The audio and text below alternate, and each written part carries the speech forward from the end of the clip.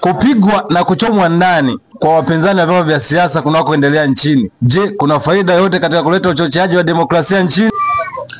Faida bwana inaweza kuwepo kwa sababu wapinzani wamekuwa ni changamoto sana katika hii nchi.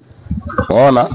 Moja ni kuchocheza vurugu kwa wapinzani na kushindwa kuelewana. Kwa hiyo ninaweza kuwa ni tatizo katika nchi yetu. Nini maoni yako? Maoni yangu hapo ni kukamata tu wote na kuchoma ndani kwa sababu ili kutuliza vurugu katika nchi. Asante sana. Kupigwa na kuchomwa ndani kwa wapinzani wa vyama vya siasa kunakoendelea nchini. Je, kuna faida yote katika kuleta uchocheaji wa demokrasia nchini? Hapana. Nini maoni yako? Sina maoni.